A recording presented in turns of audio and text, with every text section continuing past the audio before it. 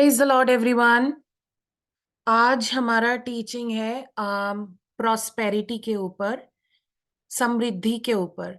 तो आज पवित्र आत्मा हमको सिखाना चाहता है कि समृद्धि क्या होती है। बिब्लिकल बाइबल में समृद्धि का मतलब क्या है, प्रॉस्पेरिटी का मतलब क्या है। तो आज हम ये सीखेंगे कि what is biblical prosperity. Bible में समृद्धि का मतलब क्या होता है। तो ये टॉपिक हमने क्यों चूज किया, ये टॉपिक मैंने क्यों लिया, इसका मैं एक सीरीज करना चाहती हूँ बिकॉज ये बहुत ही ब्यूटीफुल टीचिंग है, बहुत ही ब्यूटीफुल टॉपिक है। परंतु ये शायद जब तक मुझे इस चीज की अंडरस्टैंडिंग नहीं थी तब तक मैं भी नहीं समझ पा रही थी कि बाइबल क्या कहता है समृद्धि के ऊपर या प्रॉस्पेरिटी के ऊपर। तो ये सीखना ज़रूरी क्यों है हमारे लिए? बहुत हम बिकॉज़ बहुत सारे बिलीवर्स की अंडरस्टैंडिंग जो है समृद्धि का मतलब ये होता है कि वो मनी से रिलेटेड है। मतलब अगर मेरे पास मेरे बैंक अकाउंट में बहुत सारा पैसा है, तो तो लोग ये सोचेंगे कि समृद्ध इंसान या एक अम, प्रॉस्परस पर्सन का मतलब है कि उसके बैंक अकाउंट में बहुत सारा पैसा है, या उसके उसके पास एक फैंसी गाड़ी है, या उसके पास उस इंसान के पास एक बड़ा घर है। तो उस चीज को हम सोचते हैं कि वो इंसान समृद्ध है या प्रॉस्परस है बिकॉज उसके पास उनके पास पैसा है या मनी है। बट बिब्लिकल प्रॉस्पेरिटी का डेफिनेशन जो है, जो बाइबल समृद्धि के बारे में कहती है, वो डिफरेंट है। बाइबल जो है, परमेश्वर जो है, आ, वो प्रॉस्पेरिटी को डेफिनेटली मनी से उसका रिलेटेड है। बट प्रॉस्पेरिटी का मतलब जो है वो सिर्फ पैसा नहीं है कि हमारे पास हमारे बैंक अकाउंट में कितना मनी है। तो ये टीचिंग इसीलिए मैं मतलब होली स्पिरिट ने मुझे इंस्पायर किया ये टीचिंग देने के लिए, बिकॉज ये एक टॉपिक है जो हम सब इंक्लूडिंग मैं, हम सब और हमारी फैमिलीज कहीं ना कहीं ये एरियाज में, फाइनेंशियल एरियाज में हम स्ट्रगल करते हैं। और जब हम फाइनेंशियल एरिया में स्ट्रगल करते हैं या हमारे फाइनेंसेस की तरफ हम देखते हैं, तो हम देखते हैं कि हमको या तो हम लैक में है, या फिर हम अ, हमारी एरिया है जहाँ पे हमको किसी चीज़ की ज़रूरत है, हम उस एरिया में लैक कर रहे हैं। तो हमारे अंदर ये क्वेश्चन आता है कि परमेश्वर की क्या इच्छा है हमारे फाइनेंसेस के ऊपर। हम हमेशा फेथ, हमने टीचिंग देखा फेथ के ऊपर, हीलिंग के ऊपर, मैरिज के ऊपर। तो हम जानते हैं कि परमेश्वर क्या चाहता है बीमारी के ऊपर, हमारे हमारे रिलेशनशिप्स के लिए। लेकिन जब फाइनेंसेस की बात आती है तो बहुत टाइम पे हम क्वेश्चन करते हैं कि परमेश्वर की क्या इच्छा है मेरे परिवार के लिए, मेरी फाइनेंसेस के ऊपर, राइट? तो और बहुत सारे बिलीवर्स को इंक्लूडिंग मी, जब तक मुझे पता नहीं था, तो मैं ये सोचती थी कि शायद जो भी बहुत रिलीजियस लोग हैं, अगर अगर वो परमेश्वर के रास्ते पे चल रहे हैं, अगर वो एक बिलीवर है, अगर वो एक पास्टर है, एक प्रीचर है, तो उन उसका मतलब होता है कि वो, उनकी लाइफस्टाइल जो होगी वो एक लैक में होगी। मतलब they can not live a good lifestyle. ये हम में से हर किसी की एक थिंकिंग होती है कि अगर अगर कोई एक प्रीचर है, अगर कोई एक इवेंजलिस्ट है, अगर कोई एक पास्टर है, या कोई परमेश्वर की राज्य में परमेश्वर की सेवा करना चाहता है, तो उनकी लाइफस्टाइल एक कमी वाली लाइफस्टाइल होती है। बिकॉज वो बिकॉज वो डिपेंडेंट होते हैं, उनके पास एक जॉब नहीं है, या उनके पास एक बिजनेस नहीं है। तो हम में से सबकी कहीं ना कहीं ये थिंकिंग है। Excuse me. पर परमेश्वर आज हमको सिखाना चाहता है कि पॉवर्टी या कमी में रहना परमेश्वर की इच्छा नहीं है। परमेश्वर हम सबको एक समृद्धि भरा जीवन देना चाहता है। तो आइए हम एक सबसे पहले एक वर्स देखेंगे, जोशुआ चैप्टर 1 वर्स 8। यहोशू चैप्टर 1 और वर्स 8 में जोशुआ चैप्टर 1 वर्स 8 ये कहता है, उस व्यवस्था की किताब में लिखी गई बातों को सदा याद रखो, तुम उस किताब का अध्ययन दिन रात करो, तभी तुम उसमें लिखे गए आदेशों का पालन के विषय में व्यवस्थित रह सकते हो। यदि तुम यह करोगे तो तुम बुद्धिमान बनोगे और जो कुछ करोगे उसमें सफल होगे। इंग्लिश में ये बोल रहा है कि this book of law shall not depart from your mouth, but you shall meditate it day and night. Then you may observe to do according to all that it is written in it. For then you will make your for then you will make your way prosperous, and then you will have good success. Amen. तो Joshua 1:8, यहोशू 1:8 में क्या कह रहे हैं कि व्यवस्था की किताब ये व्यवस्था की किताब मतलब जो बाइबल बाइबल में जो लिखे गए वचन है, उसमें लिखी गई बातों को सदा याद रखो।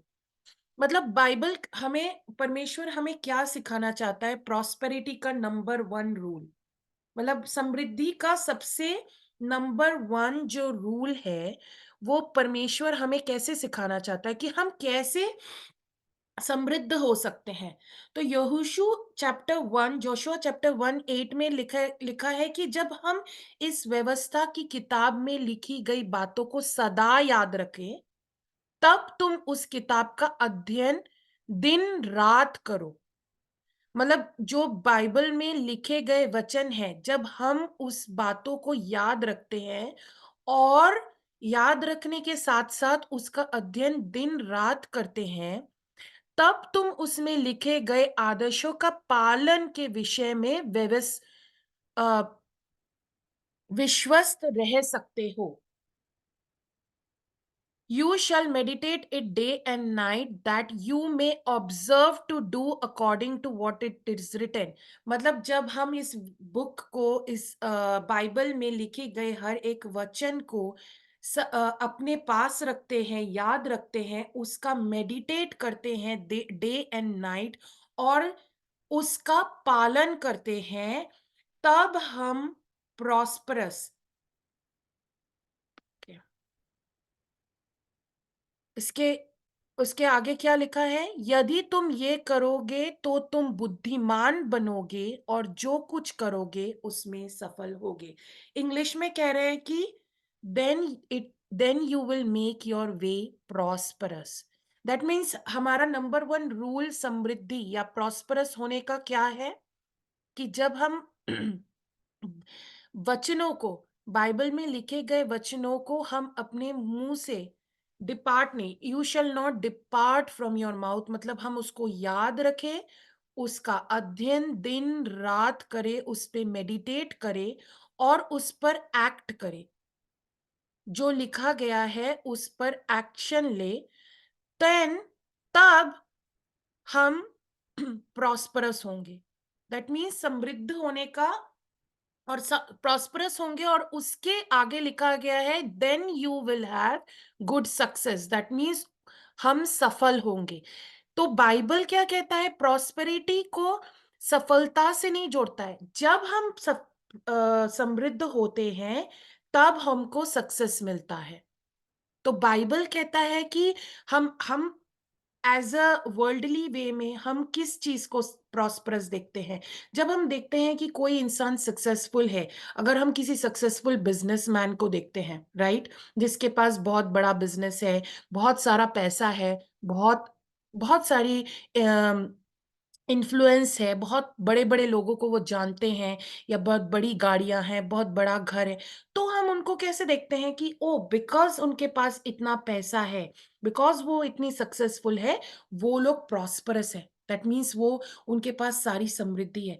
लेकिन बाइबल वो नहीं कहता है, बाइबल क्या कह रहा है कि जब हम ये सारी चीज़ों को करते हैं, तब हम प्रॉस्परस होंगे और फिर हमको सक्सेस मिलेगा।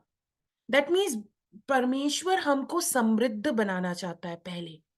तो समृद्धि का मतलब क्या है परमेश्वर के राज्य में? समृद्धि का मतलब मैंने ये छोटा-सा प्रेज़ेंटेशन बनाया है। थैंक यू होली स्पिरिट कि जब आप लोग सब जॉइन कर रहे थे, तो मैंने क्विकली ये 3-4 पॉइंट्स उसमें ऐड किए। ताकि हम और अच्छे से समझ पाए कि समृद्धि का मतलब क्या है। और ये बहुत इम्पोर्टेंट है हमारे लिए समझना, बिकॉज़ आज के डेट में जब हम देख रहे हैं कि जॉब्स में हम सबके लाइफ में ये चीज़ है कि कहीं न कहीं हम जॉब में क्राइसिस में हैं, हम बिज़नेस में क्राइसिस में चल रहे हैं। सब चीज़ों का जो रेट है, दाम है, बढ़ रहा है। घर महँगे हो रहे हैं, रेंट्स महँगा हो रहा है। जब हम कुछ खरीदने जाते हैं, सामान राशन, खाना, सब चीज़ें महँगी हो रही हैं। तो क्या हो रहा है, लेकिन उसके अकॉर्डिंगली जो हमारी सैलरी है या हमारा जो इनकम है, वो नहीं बढ़ रहा है। तो तब क्या होता है हमारा माइंडसेट? हम एक कमी के माइंडसेट से जीना शुरू कर देते हैं। हम ये सोचते हैं कि हमारे पास हमारे खर्चे बढ़ रहे हैं, लेकिन हमारा सैलरी नहीं बढ़ रहा है। तो क्या हो रहा है, हमारा जो बैंक अकाउंट है, वो कम कम होता जा रहा है, नेगेटिव में जा रहा है या लैक में जा रहा है। तो हमारा जो माइंडसेट है, हमारी जो मानसिकता है, वो मानसिकता क्या हो जाती है, वो कमी में हो जाती है। तो जब मैं मतलब लास्ट फ्यू वीक्स से इन चीज़ों पे के बारे में सोच रही थी और टीचिंग सुन रही थी और प्रेयर कर रही थी, तो आज मॉर्निंग में होली स्पिरिट ने मुझे सिखाया कि जो चीज़ मैंने सीखी अभी लास्ट कुछ वीक्स में टीचिंग सुनने के बाद और मेडिटेट करने के बाद, वो आज मैं होली स्पिरिट के द्वारा, और वो मेरी टीचिंग नहीं है, होली स्पिरिट हमको सिखाना चाह रहा है। तो होली स्पिरिट चाहता है कि हम सब प्रॉस्परस हो। परमेश्वर की ये इच्छा है कि हम कोई भी कमी में ना जिए। तो परमेश्वर आज ये हमको सिखाना चाहता है कि ये एक हमारी मानसिकता है। पॉवर्टी में हमको, कमी में हमको नहीं जीना है। तो परमेश्वर ने जिस तरीके से अ, बीमारी को हम एक कर्स की तरह देखते हैं। अगर हम देखते हैं कि कोई इंसान बीमार है, तो क्या हम ये सोचते हैं कि ये परमेश्वर की इच्छा है? नहीं, करेक्ट? हम इमीडिएटली उस बीमारी को कर्स करते हैं। हम उस बीमारी के लिए प्रेयर करते हैं और हम बिलीव करते हैं कि परमेश्वर ने क्रूस पे जाके, जब जीसस क्रॉस पे चढ़े, तो उन्होंने हमारे सारी बीमारियों को ले लिया। तो उसी तरीके से कमी जो है, लैक जो है, पॉवर्टी जो है, वो भी एक कर्स है। उसको भी हमको एक कर्स की तरह ट्रीट करना है कि नहीं, जब प्रभु यीशु क्रूस पे चढ़े, तब उनके सारे कपड़े उतार दिए गए। तो बाइबल कहता है कि he became poor for us. वो हमारे लिए गरीब बनाए गए ताकि हम बहुतायत में जिए, so that we live in abundance. तो जब उनको पुअर बनाया गया, जब यीशु को, परमेश्वर के पुत्र को पुअर बनाया गया, जब वो क्रॉस पे चढ़े, तो पुअर कौन होता है? पुअर किस चीज को कहते हैं हम? कमी, गरीबी किस चीज को कहते हैं? जब प्रभु यीशु क्रूस पे चढ़े, तो उनके शरीर में एक भी कपड़ा नहीं था, उनके पास खाना नहीं था, उनके पास पीने के लिए पानी नहीं था। तो that was poverty. He was made poor. तो उनको गरीब बनाया गया। तो जब हम प्रभु यीशु को देखते हैं, यीशु को देखते हैं कि यीशु को गरीब बनाया गया हमारे लिए, तो दैट मीन्स कि उस क्रॉस पे सिर्फ बीमारी को नहीं लिया गया प्रभु यीशु ने, बट उस क्रूस पे प्रभु यीशु ने हमारी गरीबी को, हमारी कमी को भी ले लिया। तो अब एज अ बिलीवर हमको इस कमी को भी एक कर्स की तरह लेना है। तो लेकिन हमको ये समझना है कि ये चीज़ सिर्फ़ पैसे से रिलेटेड नहीं है। ये इसका मतलब ये नहीं है कि हम सोचे कि मैं तभी समृद्ध हो सकती हूँ जब मेरे अकाउंट में 50 लाख रुपए हो, तब मैं समृद्ध हो जाऊँगी। नहीं, परमेश्वर समृद्धि को पैसे से नहीं तोल रहे हैं। परमेश्वर ये कह रहे हैं, बाइबल ये कह रहा है कि अ, ये हमारी मानसिकता है। तो अब हमने फर्स्ट देखा कि योशु 1:8 में कि परमेश्वर कह रहा है कि प्रॉस्पेरस होने के लिए जो सबसे पहला स्टेप है, वो है परमेश्वर की वचन पे मेडिटेट करना, परमेश्वर के वचन को अपने पास रखना, अपने मुंह में रखना, उस पे मेडिटेट करना, उसके अकॉर्डिंगली चलना, तब हम प्रॉस्पेरस होंगे, तब हम प्रॉस्पेरस होंगे और उससे हमको सक्सेस मिलेगा। तो that is the first step. Now what is the second step? Second step क्या है समृद्धि का? समृद्धि का जो सेकंड स्टेप है, वो ये है कि परमेश्वर हमको ये सिखाना चाहता है कि ये एक जर्नी है। ये एक ये एक वे ऑफ लाइफ है। दैट मीन्स ये हमारे जीने की एक प्रक्रिया है, जीने का स्टाइल है। दैट मीन्स जैसे अभी मैंने अभी समझाया कि प्रॉस्पेरिटी या समृद्धि का मतलब ये नहीं कि मेरे पास कितना है, पर ये एक हमारा सोचने का तरीका है। दैट मीन्स अगर मैं कंटिन्यूअसली मेरे बैंक अकाउंट को देखूंगी, और ये चीज परमेश्वर मुझे रिसेंटली सिखा रहे हैं, बिकॉज बिकॉज ये चीज से मैं भी होके गुजर रही थी, जहां मेरे अंदर एक अर्ज था मेरे बैंक अकाउंट को कंटिन्यूअसली चेक करने का, कि जब अगर कोई बिल जा रहा है मेरे अकाउंट से, अगर कोई पेमेंट्स जा रही हैं मेरे अकाउंट से, घर का पेमेंट जा रहा है, लाइट का इलेक्ट्रिसिटी का पेमेंट जा रहा है, पानी का पेमेंट जा रहा है, बच्चों के लिए क्लासेस की फीस जा रही है, तो हमारे अंदर क्या होता है कि हमको पता है कि ओके मेरे अकाउंट में 2,000 रुपए है। यहाँ पे हम डॉलर्स में काउंट करते हैं। तो मैं अगर सोचती हूँ कि मेरे अकाउंट में $2,000 है और मेरा $1,000 मेरा इस पेमेंट में जाना है, $500 मेरा उस पेमेंट में जाना है, $100 मेरा इस पेमेंट में जाना है।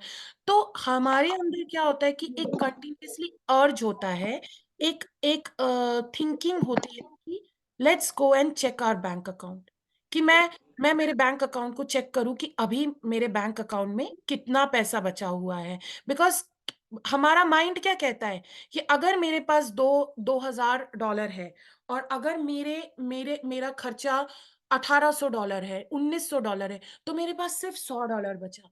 अब मुझे पूरा महीना $100 में चलाना है। अब मुझे पूरे पूरे खर्चे जो है वो इतने अमाउंट में चलाना है, राइट? उम, मतलब ये मेरे साथ हो रहा था। तो मेरे साथ ये कॉन्स्टेंटली मुझे ये एक अर्ज हो रही थी कि मैं जा जाके चेक करूं कि कितना बचा अब, कितना बचा अब, राइट? बट परमेश्वर ने अपना वचन भेजा। मुझे लास्ट वीक ही मेरे साथ ये हुआ, and it it is a testimony for me कि मैं इन चीजों से सीख रही हूँ कि परमेश्वर के वचन के द्वारा परमेश्वर ने मुझसे बात किया कि मेरी प्रॉस्पेरिटी जो है, मेरी समृद्धि जो है, वो ये नहीं है कि मेरे अकाउंट में अब कितना बचा हुआ है या अब कितना आया। इट इज़ माय थिंकिंग, मेरी जर्नी है। सो दैट डज़न्ट मीन्स कि गॉ परमेश्वर मुझे अधिक नहीं देना चाहते, पर परमेश्वर हमारी थिंकिंग को पहले चेंज करना चाहते हैं। हमारी जो लाइफ़स्टाइल है, हम जिस तरीके से पैसे को देखते हैं, उस उस वे को पहले परमेश्वर चेंज करना चाह रहे हैं। सो that is the second point of prosperity, कि इट इज अ जर्नी, ताकि ताकि जब हमारे पास बहुतायत में आएगा, तो हम पीछे मुड़ के देखेंगे कि हम कहाँ से उस वे में आए हैं, राइट? तो आज हम जहां पर भी हैं, अगर हम पीछे मुड़ के देखें, आज से 4 इयर्स, 5 इयर्स या 10 इयर्स बैक, कि हम कहाँ थे और आज हम कहाँ हैं, तो परमेश्वर हमको सिखाना चाह रहे हैं कि ये हमारे लिए एक जर्नी है, हमारा एक लाइफस्टाइल है। और जब हमारे पास हम हम नेक्स्ट लेवल पे पहुँच रहे हैं, तो परमेश्वर हमको सिखा रहे हैं कि ये कि हमने क्या सीखा, कि हमारा माइंडसेट कैसा कैसा था उस जर्नी में, और हम थैंकफुलनेस और हम एक धन्यवाद के एटीट्यूड से परमेश्वर के पास जा रहे हैं कि यस लॉर्ड, आज जो मेरे पास है वो सब कुछ आपका दिया हुआ है, और परमेश्वर आज आप मुझे सिखा रहे हो कि मैं इस समृद्धि में जी रही हूँ कंटिन्यूअसली। नॉट बिकॉज़ कि मेरे अकाउंट में आज इतना ज़्यादा पैसा आ गया तो मैं प्रॉस्परस हूँ। नो, अगर मेरे अकाउंट में वो $100 है जिसमें मुझे उस मंथ में चलाना है, बट मैं ये कंसिडर कर रही हूँ, मैं ये जानती हूँ कि मेरा सोर्स कौन है। वो पैसा कहाँ से आ रहा है? तो जब हम उस सोर्स को जानते हैं कि कौन हमारा सोर्स है, तो हमारा माइंडसेट जो है वो बदल जाता है, वो चेंज हो जाता है।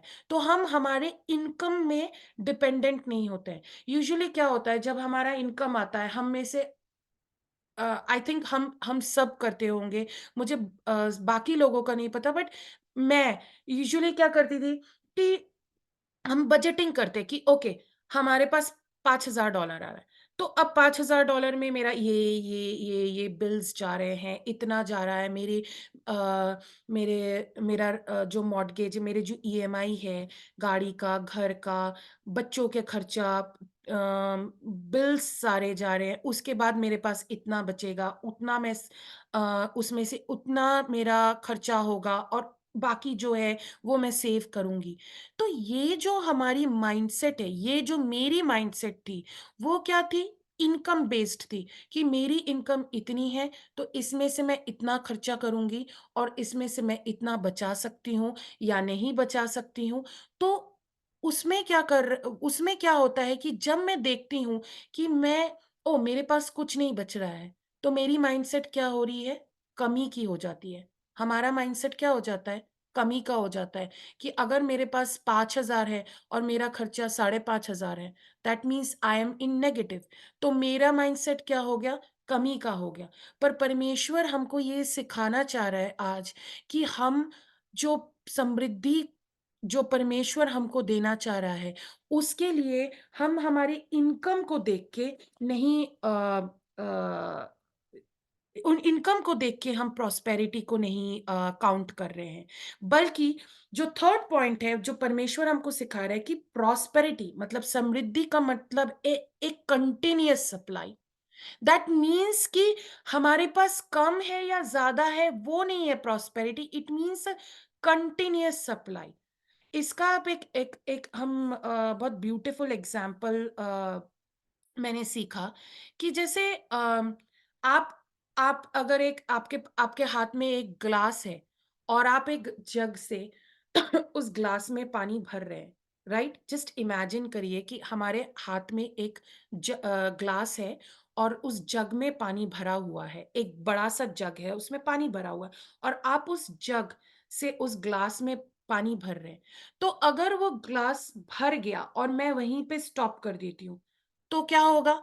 जब मैं वो पानी को पी रही हूँ, तो ग्लास से क्या हो रहा है? पानी कम होता जा रहा है, राइट? करेक्ट? आप सब इमेजिन कर सकते हैं, राइट? आप में से सबको इस सिचुएशन को इमेजिन करिए आपके माइंड में कि आपके एक हाथ में एक ग्लास है, और दूसरे हाथ में एक बड़ा-सा जग है जिसमें पानी भरा हुआ है। अब उस खाली ग्लास में आप पानी को भर रहे हैं। अब जहाँ तक वो ग्लास फुल हो रहा है, अगर आप उस जग से भरना स्टॉप कर रहे हैं, अब आप उस पानी को पी रहे हैं, तो आपका ग्लास क्या हो रहा है? फुल था, अब वो ग्लास कम होता जा रहा है, कम होता जा रहा है, कम होता जा रहा है, राइट? तो ये अगर हम हमारी इनकम माइंडसेट में चलेंगे, तो मैं क्या सोचूँगी कि ये मेरा बैंक अकाउंट है, इस बैंक अकाउंट में मेरा इनकम आ रहा है, अब मेरे खर्चा हो रहा है, खर्चा हो रहा है, अब एंड ऑफ द मंथ क्या हो रहा है? वो पूरा खत्म हो गया। लेकिन परमेश्वर हमको ये सिखाना चाह रहा है कि समृद्धि का मतलब है, अगर मैं एक कंटीन्यूअस माइंडसेट में चलूँ कि हम एक कंटीन्यूअस सप्लाई के अंडर है, और हमारा सप्लाई सप्लाई करने वाला कौन है? हमारा परमेश्वर। तो अगर मैं उस जग से पानी कंटिन्यूअस भरती जा रही हूँ, because it's a continuous supply, वो स्टॉप नहीं हो रहा है। Praise God. 1 सेकंड।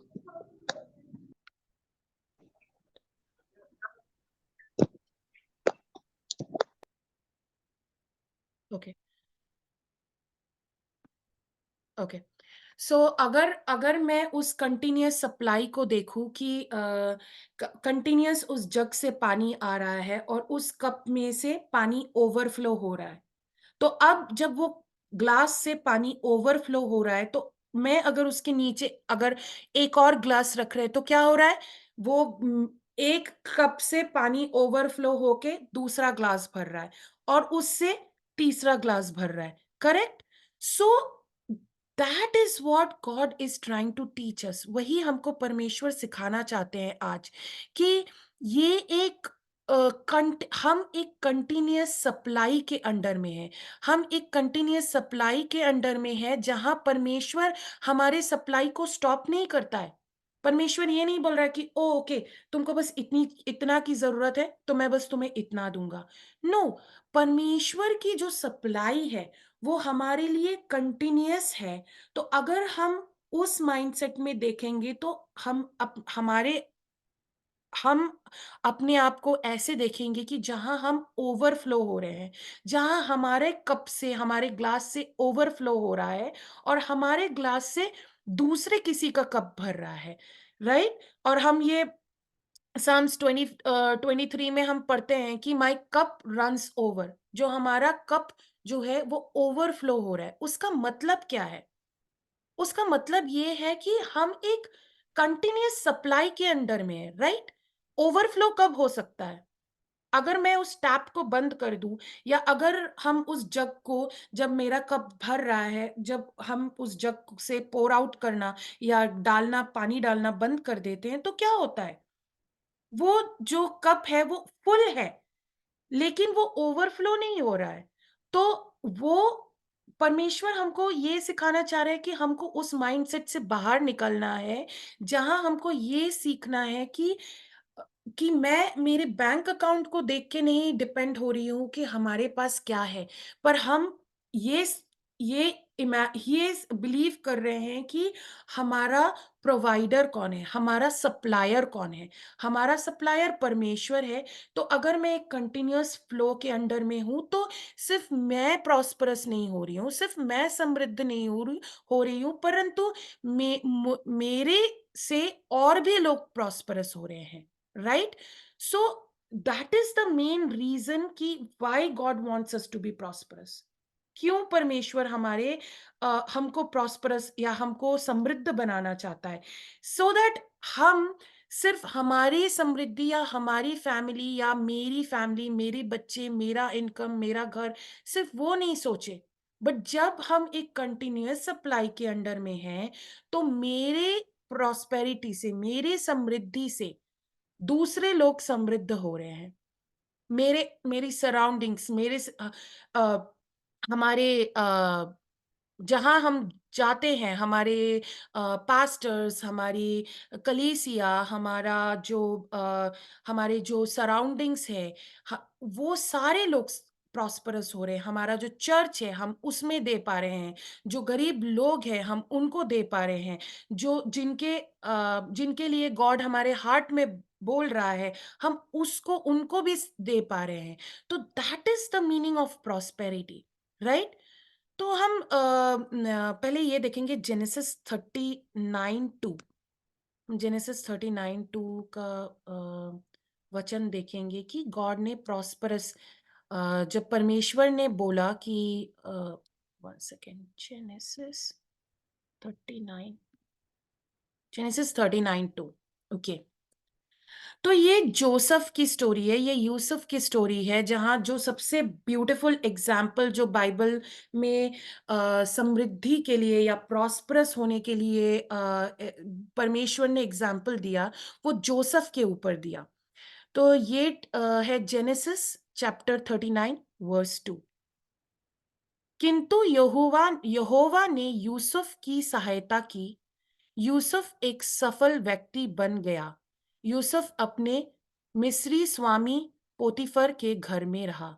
एक्चुअली ये इंग्लिश में बहुत ही अच्छा है, जहाँ पे ये लिखा है कि the Lord was with Joseph and he was a successful man and he was in the house of his master the Egyptian. So हम सबको यूसुफ का स्टोरी पता है, राइट? आप सबको यूसुफ का स्टोरी पता है कि जब जोसेफ ने एक ड्रीम देखा, उसने वो ड्रीम को आके अपने भाइयों को बताया और उसके भाई जो है उसके ड्रीम से जेलस हो गए। उनको उनके अंदर जेलेसी आ गई कि जब जोसेफ ने देखा कि परमेश्वर ने उसको एक ड्रीम दिया है, जो चैप्टर 37 में है कि जोसेफ को प्रॉस्परस बनाएगा परमेश्वर। तो उस समय यूसुफ को ये नहीं पता था कि उस प्रॉस्पेरिटी का क्या पाथ है या क्या मतलब है। यूसुफ को बस एक ड्रीम आया और उसने अपने भाइयों को जाके वो ड्रीम शेयर किया। तो वो ड्रीम को जब उसने शेयर किया, तो उसके भाइयों को जेलसी फील हुई और उन्होंने उसको जाके सेल कर दिया, जाके एक पिट में डाल दिया और जहां से यूसुफ क्या हुआ, यूसुफ को बेचा गया। अब वो इजिप्ट में चला गया और इजिप्ट में जाने के बाद वो एक स्लेव की तरह रह रहा है।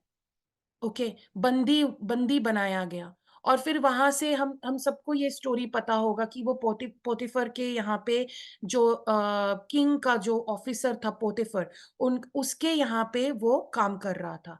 तब ये प्रॉमिस, तब मतलब आप इमेजिन करिए कि यूसुफ जो है वो तभी भी एक दूसरे देश में रह रहा है जो कि उसका अपना कंट्री नहीं है। वो स्लेव बनाया गया, उसको खरीदा गया, उसको बेचा गया, पोतीफर के यहाँ पे डाला गया। और परमेश्वर उस समय पे, ये परमेश्वर का वचन बोल रहा है कि the Lord was with Joseph and he was a prosperous man. तो जब हम ये वचन को पढ़ते हैं तो क्या मतलब हम ये सोच सकते हैं कि जो एक इंसान, जो एक स्लेव है, जिसका जो एक दूसरे कंट्री में, दूसरे देश में बेचा गया और उसके पास पैसा नहीं है, फिर वो जेल में डाला गया और जेल में डालने के बाद वो कैसे जेल से निकला, लेकिन उसके पास परमेश्वर का प्रॉमिस था। तो परमेश्वर उस सिचुएशन में बोल रहे हैं जोसेफ जोसेफ को कि ही वाज प्रॉस्परस, राइट? परमेश्वर बोल रहे हैं कि जोसेफ वॉज प्रॉस्परस। तो परमेश्वर के का प्रॉस्पेरिटी का डेफिनेशन क्या है? परमेश्वर जोसेफ को क्यों प्रॉस्परस बोल रहे हैं? बिकॉज जोसेफ के पास परमेश्वर का एक प्रॉमिस आया और वो ड्रीम एक प्रॉमिस की तरह आया, पर जोसेफ ने उस प्रॉमिस को होल्ड करके रखा। उस प्रॉमिस के आने के बाद जोसेफ को 13 इयर्स लगा उस प्रॉमिस को फुलफिल होने में। 13 इयर्स, 13 साल लगे जब ने वो यूसुफ ने उस प्रॉमिस को फुलफिल होते हुए देखा। और उन 13 इयर्स में जोसेफ की जो लाइफ थी वो बहुत मिजरेबल थी। वो बेचा गया, उसको खरीदा गया स्लेव की तरह, वो दूसरे देश में गया, मिस्र में। फिर वहां से उसके ऊपर आरोप लगाए गए, पोटीफर के वाइफ ने उस पे आरोप लगाया और वो जेल में डाला गया। और जेल से बाहर आने के बाद जोसेफ ने वो प्रॉमिस फुलफिल होते हुए देखा। परंतु उन 13 इयर्स में जोसेफ का माइंडसेट क्या था?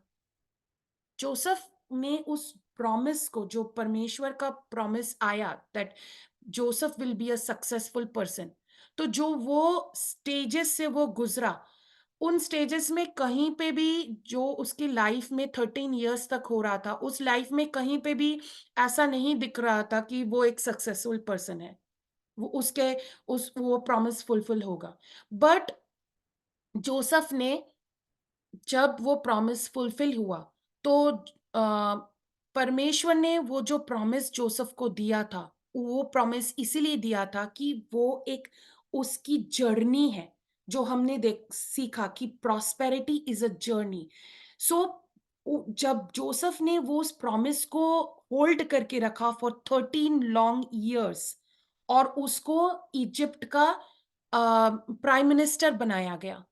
तब और जब उनके भाई जब इज़राइल में अकाल आया, फैमिन आया और वो जोसेफ के पास आए, तो जोसेफ का हार्ट किस तरीके से ओपन अप हुआ कि उसने जो स्टोर हाउसेस है अपने, स्टोर हाउसेस को, स्टोर्स को जो जितना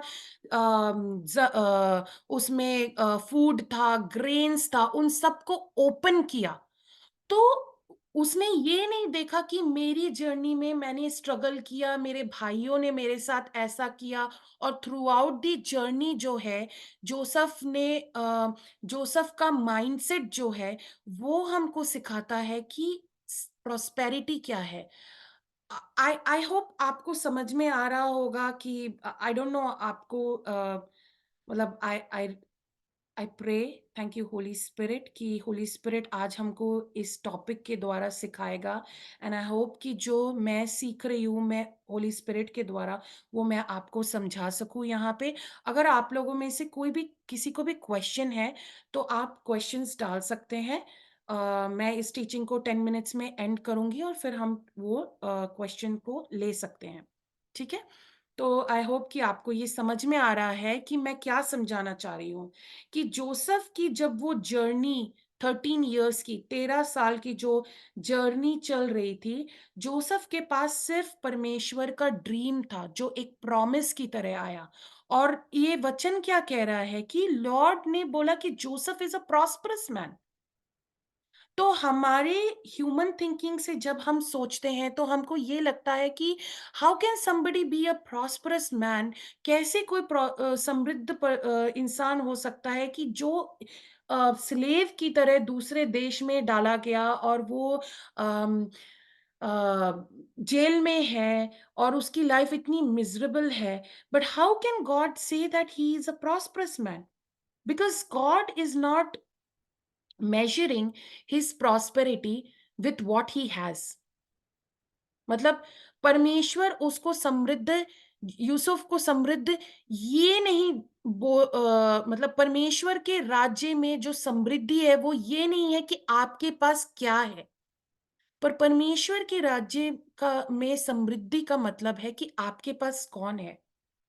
तो यूसुफ ने जब वो प्रॉस्पेरिटी, जब वो प्रॉमिस को होल्ड ऑन करके रखा टिल द एंड, तब उसने देखा कि परमेश्वर ने कैसे उसको सक्सेसफुल बनाया। मतलब परमेश्वर ने उसको पहले प्रॉस्परस बनाया जोसेफ को, देन ही बिकेम सक्सेसफुल। जब after 13 years he became the prime minister of Egypt, right. So परमेश्वर आज हमको ये सिखाना चाह रहे हैं कि हम सबके लिए परमेश्वर का एक प्रॉमिस है। हम सबकी लाइफ में परमेश्वर ने हमको शायद वचन के द्वारा, ड्रीम्स के द्वारा, विजन्स के द्वारा या किसी मैन ऑफ गॉड के द्वारा या किसी के द्वारा हमको कोई एक प्रॉमिस दिया होगा, शायद पहले दिया या अब दे रहे हैं परमेश्वर। लेकिन जो हमारी जर्नी है, जब हम उस जर्नी में चल रहे हैं तो शायद हमारे अंदर वो क्वेश्चन आता आता है कि लॉर्ड, जब हम हमारी सिचुएशन को देख रहे हैं या हमारी पोजीशन को देख रहे हैं या हमारे लाइफस्टाइल को देख रहे हैं या हमारे बैंक अकाउंट को देख रहे हैं या हमारे घर की सिचुएशन या जो भी है हमारी सराउंडिंग्स को देख के शायद हम ये सोच रहे हैं कि अ, परमेश्वर की क्या यही इच्छा है मेरे लिए? क्या परमेश्वर यही चाहता है कि मैं ऐसे ऐसे सिचुएशन से होके गुजरूं? नहीं, ये परमेश्वर हमको ये सिखाना चाह रहे हैं कि ये एक हमारे लिए जर्नी है। सो परमेश्वर जब हमको बोल रहे हैं कि हम प्रॉस्परस है, वो प्रॉमिस जब परमेश्वर ने हमको दिया है कि हम समृद्ध हैं, हम प्रॉस्पेरस हैं, तो इसका मतलब ये नहीं कि हम हमारे पास क्या है, हमारे बैंक अकाउंट में क्या है या हमारे पास कितना है, पर हम हमारी माइंडसेट कैसी है कि हम एक कंटिन्यूअस सप्लाई के अंडर में हैं और हम ये बिलीव कर रहे हैं कि हम गॉड का जो सप्लाई है वो नेवर एंडिंग है, वो कभी स्टॉप नहीं होगा। इसीलिए हम एक सेविंग या हम एक अ बचाने के माइंडसेट से नहीं जी रहे हैं कि एवरीडे मैं हम मेरे फ्यूचर को लेके डरूँ कि कल को कल मेरे फ्यूचर में क्या होगा? तो मैं आज जितना मेरे पास है, वो जमा करके रखूँ। बिकॉज़ अगर मैं मेरे बैंक अकाउंट में अधिक से अधिक जमा करके रखूँगी, तो कल को अगर मेरे फैमिली में या मेरे एक्सक्यूज़ मी, कल अगर मेरे फैमिली में या मेरे फ्यूचर में कोई भी कमी आएगी, वो उसमें जो मैंने जमा करके रखा है या मैंने बचा के रखा है मेरे लिए, मेरे परिवार के लिए, वो काम आ जाए। नहीं, परमेश्वर हमको ये सिखाना चाह रहा है कि हमारे पास अगर हम जमा करके बहुत सारा पैसा रख रहे, वो समृद्धि नहीं है। इट मीन्स कि जब मैं ये बिलीव करती हूँ कि मैं एक कंटिन्यूअस सप्लाई के अंडर में हूँ, तो मुझे उस माइंडसेट की ज़रूरत नहीं है जहाँ मैं सिर्फ़ ये सोचूँ कि मैं मेरे परिवार के लिए, मेरे फ्यूचर को सिक्योर करने के लिए, मेरे बच्चों के फ्यूचर को सिक्योर करने के लिए मैं अधिक से अधिक जमा करके रखूँ ताकि कल को अगर कोई भी प्रॉब्लम हो, तो जो मेरे मेरे पास है, मैं उसको इस्तेमाल करके करूँ। पर परमेश्वर आज हमको ये सिखाना चाह रहा है कि जब हम ये सीखते हैं कि हमारा जो मानसिकता है, हमारी जो मानसिकता है वो ये है कि हमारी सप्लाई कभी एंड नहीं होगी। हमारी कंटिन्यूअस सप्लाई है। तो तब मैं सिर्फ़ अपने लिए बचा कर नहीं रखूँगी, पर मैं ये सीखूँगी कि मेरी सप्लाई से और भी लोगों की सप्लाई हो रही है। मेरे कप से दूसरों का कप भर रहा है और वो सिर्फ़ मुझे और मेरे परिवार को ब्लेस नहीं कर रहा है, परंतु वो बाकियों को भी ब्लेस कर रहा है, वो दूसरों को ब्लेस कर रहा है और जो मेरी मानसिकता है कि मैं अ, मतलब जैसे मैंने बताया कि हम हमारी जो इनकम की मानसिकता है कि हम बेयरली जो हमारी इनकम है उससे कमी में जी रहे हैं, उससे हम बाहर निकल के हम अबंडेंस बहुतायत की मानसिकता से जिए। तो वो परमेश्वर सबसे पहले हमारी उस मानसिकता को बदलना चाहते हैं। परमेश्वर हमारी थिंकिंग को बदलना चाहते हैं। परमेश्वर हमारी सोच को बदलना चाहते हैं कि हम हमारी हमारी थिंकिंग पहले जब हमारी थिंकिंग बदलेगी तभी परमेश्वर हमारे हम हमको उस अ, अ, उस बहुतायत से ब्लेस कर सकते हैं बिकॉज अगर हमारी थिंकिंग नहीं बदलेगी तो क्या होगा कि जब हमारे पास अबंडेंस में आएगा, हमारा कंटिन्यूअस सप्लाई से भी आएगा, तो हम क्या करेंगे? हम हमारी थिंकिंग ये रहेगी कि हम ज़्यादा से ज़्यादा हमारे लिए बचा-बचा के रखें। जैसे एक और एग्ज़ाम्पल मैं देना चाहूँगी और इस एग्ज़ाम्पल से मैं आज की टीचिंग को एंड करूँगी और हम कंटिन्यू करेंगे क्योंकि जो आज हमने सीखा, वो हमने जस्ट ये देखा कि प्रॉस्पेरिटी का मतलब क्या है। लेकिन आगे की टीचिंग्स में हम ये भी सीखेंगे कि हम कैसे प्रॉस्पेरस हो सकते हैं, हम कैसे हमारे फाइनेंसेस को हम कैसे हमारे फाइनेंसेस को इंक्रीज कर सकते हैं परमेश्वर के राज्य के में परमेश्वर के प्रिंसिपल्स के द्वारा राइट मतलब परमेश्वर के वर्ल्डली प्रिंसिपल्स के द्वारा नहीं कि मैं और बड़ा जॉब ले लूं और बड़ा बिजनेस करूं और ज्यादा सेविंग करूं यहाँ लगा दूं स्टॉक्स में लगा दूं मार्केट में लगा दूं तो मेरा पैसा मल्टीप्लाई हो नहीं परमेश्वर हमको आई मीन मैं उस चीजों को गलत नहीं बोल रही हूँ हम सब जॉब करते हैं या हम सब सेविंग्स करते हैं या करने की इच्छा रखते हैं लेकिन परमेश्वर हमारी माइंडसेट को बदलना चाह रहा है दिस इज नॉट रॉन्ग लेकिन जो हमारी थिंकिंग है उस थिंकिंग को जब हम बदलेंगे तब हम एक समृद्धि भरा जीवन जी सकते हैं तो आगे की टीचिंग्स में हम ये भी सीखेंगे और परमेश्वर होली स्पिरिट हम इन टीचिंग्स के द्वारा होली स्पिरिट हमको सिखाएगा कि बिब्लिकल प्रिंसिपल्स के द्वारा बाइबल के प्रिंसिपल्स को अप्लाई करके कैसे हम हमारे सप्लाई, हमारी सोर्स, हमारे फाइनेंसेस, हमारे इनकम्स को मल्टीप्लाई कर सकते हैं और परमेश्वर की ये इच्छा है। परमेश्वर इस चीज़ की इच्छा रखता है और परमेश्वर ये भी चाहता है सबसे पहले कि हम हमारे माइंडसेट को कि परमेश्वर चाहते हैं कि हम लैक में जिए, हम पॉवर्टी में जिए, हम इस माइंडसेट को पहले बदलें। हम जाने कि हमारा जो पिता परमेश्वर है, वो वो खुश होता है। उनकी ये इच्छा है कि हम अबंडेंस में जिए, बट उसके लिए वो हमारी थिंकिंग को पहले बदलना चाहते हैं।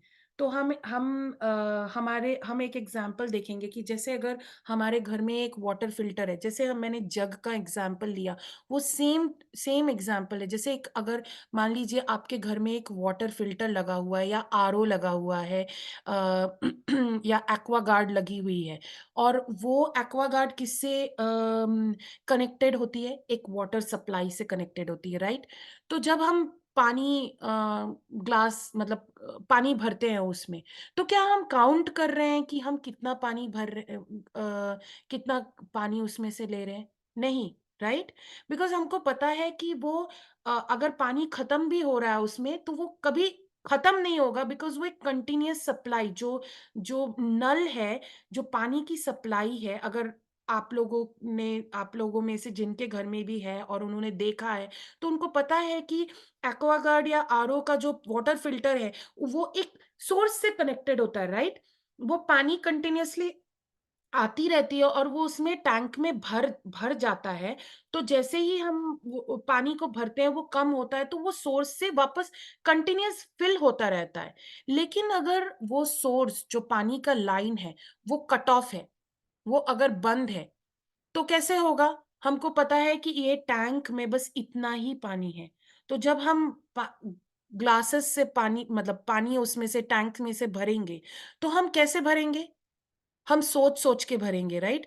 कि ओके, अब 4 ग्लास पानी भरा, ओके, अब कम पानी लो, थोड़ा-थोड़ा लो, आधा-आधा ग्लास लो और कम लो बिकॉज़ टैंक में से पानी कम हो रहा है और हमको पता है कि वो टैंक रिफिल नहीं हो रहा है, सोर्स में से फिल नहीं है। तो ये जो माइंडसेट है, ये परमेश्वर सबसे पहले आज हमारी बदलना चाह रहे हैं कि हमको हमारी माइंडसेट को बदलना है because God wants us to be prosperous। ये परमेश्वर की इच्छा है कि हम बहुतायत में जिए, हम अबंडेंस में जिए। परमेश्वर नहीं चाहते कि उसके जो बच्चे हैं वो लैक में जिए और हमेशा ये सोचे कि अब मेरे बिल्स कहाँ से पूरे होंगे, अब मेरे फैमिली की फाइनेंसेस कैसे मीट होंगी। तो ये जो है, ये नहीं परमेश्वर चाहता है। तो हम ये साम्स 35 वर्स 27 से हमारी टीचिंग को एंड करेंगे और हम ये देखेंगे कि परमेश्वर क्या बोल रहे हैं प्रॉस्पेरिटी के बारे में। Sorry,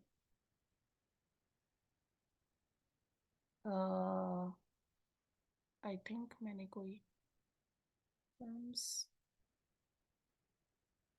okay, 1 minute, sorry, I think मेरे पास मैंने गलत वर्स नोट किया है।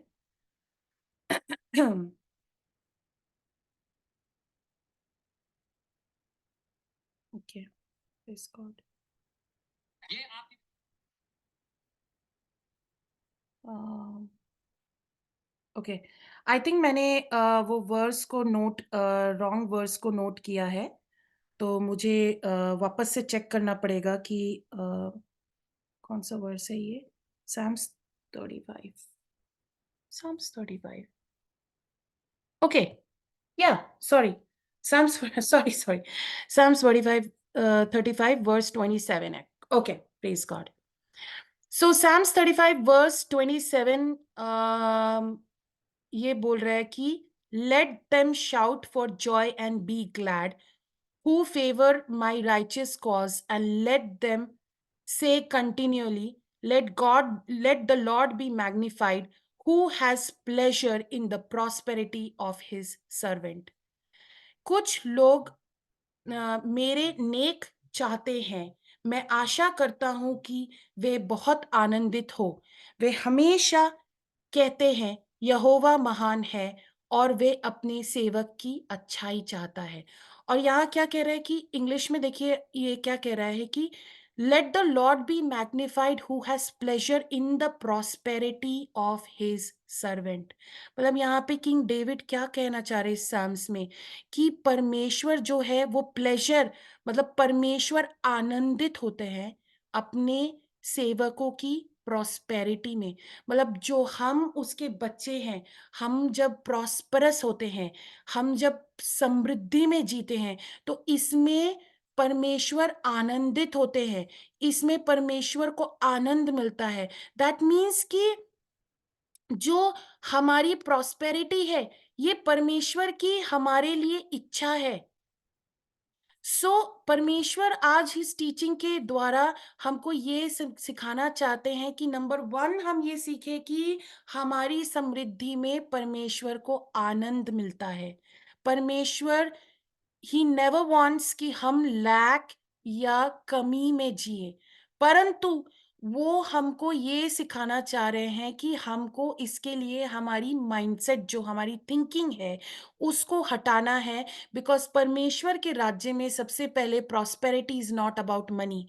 प्रॉस्पेरिटी का मतलब, समृद्धि का मतलब ये नहीं है कि हम कितना पैसा हमारे अकाउंट में है, परंतु परमेश्वर ये कह रहे हैं कि हमारी माइंडसेट जब चेंज होगी, प्रॉस्परस, तब हम प्रॉस्परस होंगे और तब हमको सक्सेस मिलेगा।